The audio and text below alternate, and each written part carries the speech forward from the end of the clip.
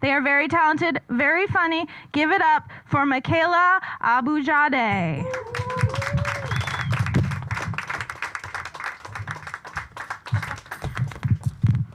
I just caressed Marlia's hand. I just met her tonight, yet we're already so close. Thank you, Marlia. Intimacy is important. You have to be intimate with people you build those connections. But yes, so I'm Mickayla. I went on a date with a girl recently, and I invited her to go to an open mic with me to see me do comedy. And my sister said that's big guy with a fish on Tinder energy. So I stole that joke, and it's mine now. Thank you. I am Lebanese. I have a special last name. It's Arabic. My dad is from Lebanon, and my mom is American. So my grandmother was angry. Yes. My dad did not marry a nice Lebanese woman.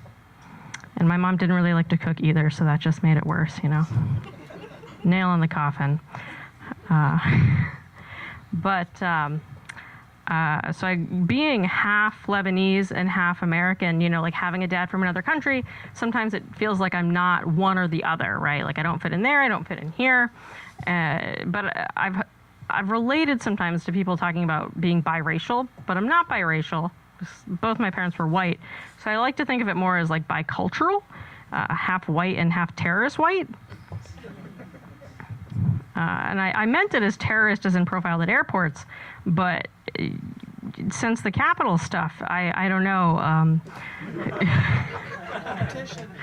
I guess it's just half terrorist white and half terrorist white. Just further confusion. My uncle liked Alex Jones before it was cool. Raise your hand if you had a conspiracy theorist uncle like a while ago, yeah? He was a truck driver, Uncle Mike, the truck driver, lived in Tennessee, and he would get bored, so he would call my mom, and my mom was nice, so she'd answer the phone, and he would talk forever. And sometimes I would get handed the phone, and he was telling me about Alex Jones and the lack of global warming being real in 2006.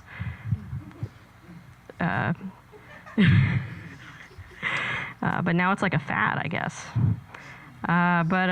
So my grandmother, I call her Teta, she lives in Lebanon. She's 82 now.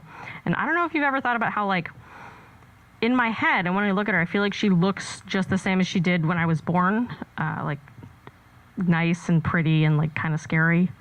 But I guess she's getting older. She said that we need to go to Lebanon to visit her this Christmas so that she can die.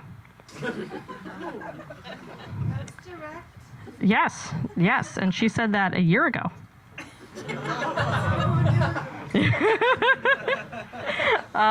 So in all seriousness, I will be getting on a plane next weekend. And she's not even in hospice. No, she's fine. She's alive. She had a birthday recently. She's just like that. My dad used to tell me that, he was like, oh, I was like, I heard Tata's not doing well. Oh, she's always not doing well. She always just kind of wants to die. It's fine. She already had, an aneurysm, when I was 10. But anyway, so maybe get your flowers now. I don't know, because we'll see what happens. I was like, Dad, should I pack a suit? He's like, no, she'll be fine. My Uncle Mario says she's fine. Don't worry about it. So, I don't know. But yeah, other than that, I don't know how much time I have left, but I did want to talk about gay sex. Yeah. Does anyone here have any gay sex? Oh, thanks, guys. Sometimes it's real bleak out there, so. But a lot of people with gay sex, or lesbian sex especially, I guarantee you any lesbian has been asked, oh, how do lesbians have sex? But the better question for me is, what do lesbians do with their dildos when they break up? Because my ex has mine and I need them back. And on that note, I will give it back to Marlia and Kyle. Everyone give it up. Yes, thank you.